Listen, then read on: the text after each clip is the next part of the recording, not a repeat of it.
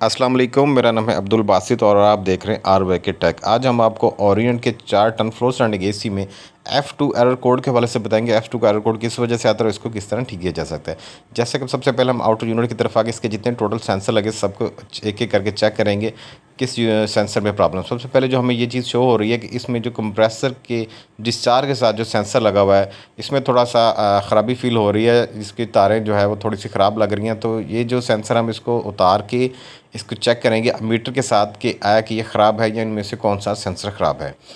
आपको मीटर के साथ सेंसर चेक करने का भी तरीका साथ ही बता देंगे।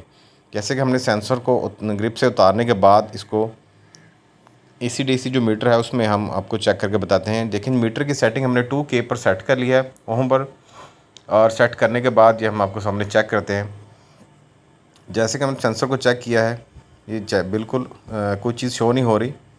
इसको दोबारा ज़रा तसल्ली से जैसे ये चेक कर रहे हैं तो ये हमारी इसमें कोई मुज़ाहमत नहीं हो रही। मतलब इसी सेंसर में ख़राबी की वजह से हमारा यूनिट F2 का एरर कोड दे रहा है।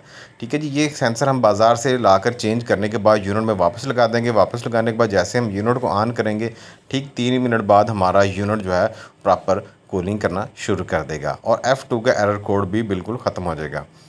जैसे कि आपके सामने हमने यूनिट सेंसर चेंज करने के बाद यूनिट को ऑन किया है तो ये आपके सामने हमारे पास यूनिट प्रॉपर तरीके से वर्किंग शुरू कर दिया है। ये ओरिएंट का हमारे पास है 4 टन का floor standing AC R410 gas में है। ये आपके सामने यूनिट बिल्कुल प्रॉपर तरीके से बेहतरीन चल रहा है। और ये देखें इंडोर यूनिट जो है ये भी इसने ज़बरदस्त कूलिंग शुरू कर दी है। इसका एरर ख़त्म होगा। उम्मीद है इस मुख्तसर सी वीडियो में आपको सीखने के लिए बहुत कुछ मिला होगा। मेरे चैनल को लाइक और सब्सक्राइब ज़रूर कीजिए ताकि ऐसी बहुत सी वीडियो आप तक पहुँचती रहें। अल्लाह हाफ़िज़।